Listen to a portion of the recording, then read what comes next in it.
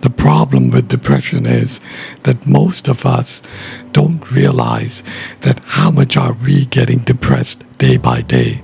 We do not like to express ourselves in a way that we could accept that we are in depression. But the point of me talking on this is that 99% of the world's population goes through depression at some stage in their lives, whether it could be in a younger age or it could be in an older age. But it's just going to keep hitting you hard. One of the primary reasons of having depression is lack of ability not to express ourselves of how we feel and how can we express it to the others. The science behind this is so vast that if we talk on depression, then those things that are lingering inside our head during the situation makes it so difficult for us to analyze that we are in depression. Whether we are or whether we should talk about it, the brain starts to contemplate a lot. During any given situation, the moment you start to feel guilty or you start to feel that, given in a situation, the arousal of that guiltness, that you're guilty, that's the time you're in depression. And that affects the part of your vicious cycle. This is you and that's the situation. So it's going to start to make you feel guilty and guilty and guilty. That guilt is you taking all of that and start to process from head to toe, from top to bottom. Those informations are controlling your brain. It clearly states that you are in depression, and that depression is going to take a toll out of you. If you don't realize this, that you're in depression, you're about to, if you continue to allow yourself to be in depression, then that information is going to start to take control over your primary motor functions, which is your hands and legs. And that's very difficult for us to come out of it.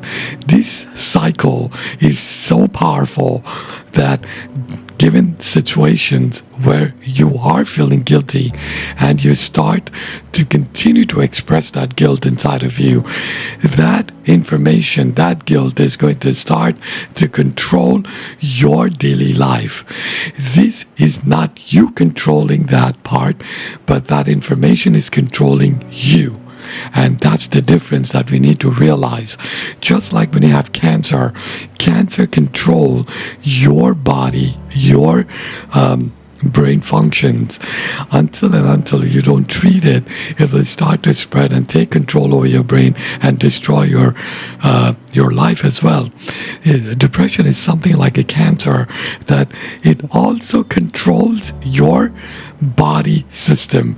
You don't control depression. When the information goes in, depression starts to control your brain. This is where the difference is. The brain does not understand or does not realize that you're in depression. Why? Because release at the time of guilt, when you start to release a lot of cortisol, the brain will give an evaluation that I need to isolate myself, I need to hide myself, I cannot express it to anyone, and it's really, really bad.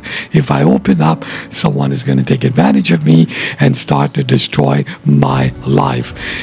He can take advantage of my life as well.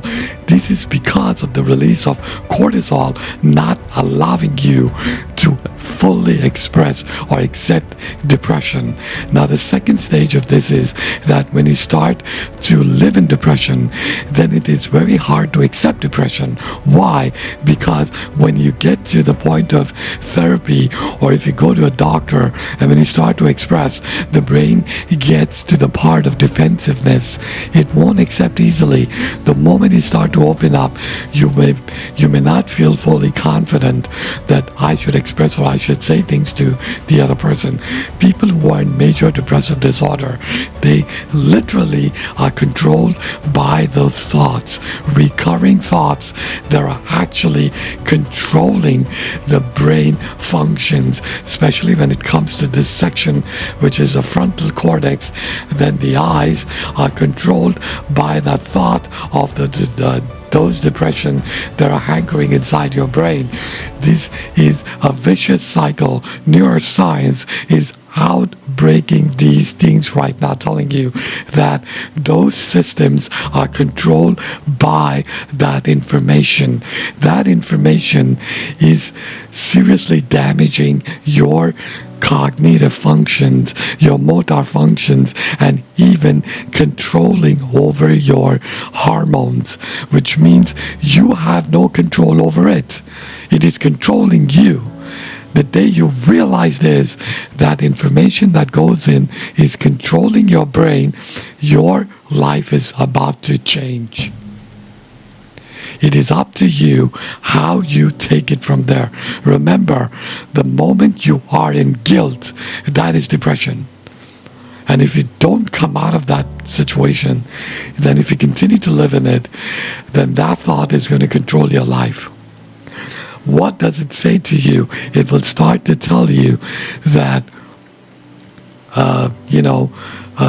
why should I express it, or why should I say it? I don't want to talk about this. Or let's say you would say like, I want to hide myself. Please get out of here. I'm in no mood of talking. Excuse me. I want to drink a lot of alcohol. I want to smoke. I want to take drugs, but I want to get rid of these thoughts. How can you do that when you don't accept it? You're going against your mechanism. Your mechanism wants you to accept depression, but you don't want to accept it because you accept the thought, not the mechanism is telling you to heal yourself, which means you have accepted the thought and now you're in depression, and that thought is controlling your motor functions.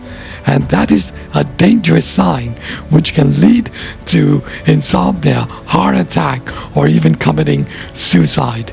It is up to you how you take all of these information and how you process them.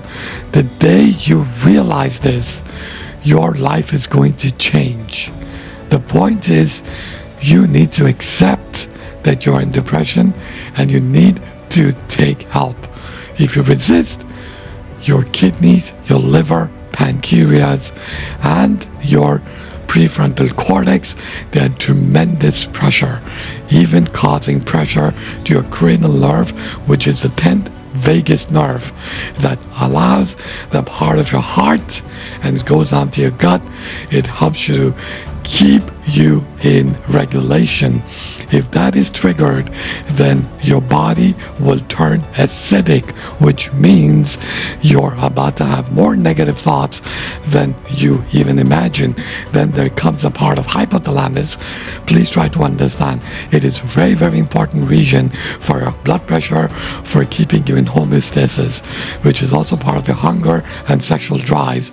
So if you're triggered of your hypothalamus, then what happens to you is you're about to decrease the part of eating, or you will increase the part of your eating by unhealthy food habits, unhealthy habits of drinking, smoking, or eating too much of sweet, eating deep fried food, waking up unwanted hours and wanting to reach out to eat something sweet, something sour, something that just triggers your palate, which means the hypothalamus is also under pressure.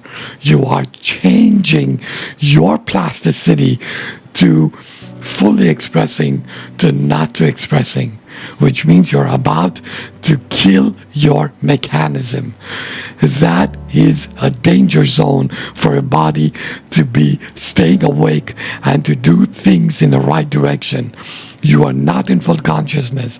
You're just moving with that thought. That thought is controlling you. So if you want to come out of it, then you have to realize you got to accept it, open your heart, and take and help. help from someone you love. Take a help from,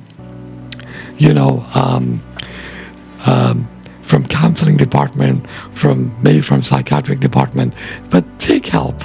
If you take help, it is good for your, beneficial for your vital health of your organs. If you don't do that, then you're about to make it worse. Like I said, it is you who can change that mechanism and nobody else. No amount of treatment and therapy can help you if you don't allow yourself to accept and you want to change. This is very, very important because dorsal lateral prefrontal cortex is the biggest region for your authentic self, or self-realization, that yes, now I realize this activation of the brain region right here will start to make you realize that you need to come out of depression. But if you don't realize that, and if you stick around listening to sad music, listening or watching sad movies, emotional movies, and relating to it, receptors are going to work with it, and it's going to make it really bad, because if feeding that information, please try to understand, and nothing else. So if you want to save your life, then start accepting your life. Start accepting that you're in depression and you want to change your life. Otherwise, you'll keep remaining in that cycle. Genetic will change, genetics will get weaker, and eventually you might commit suicide as well. And I'll see you next time on a new video.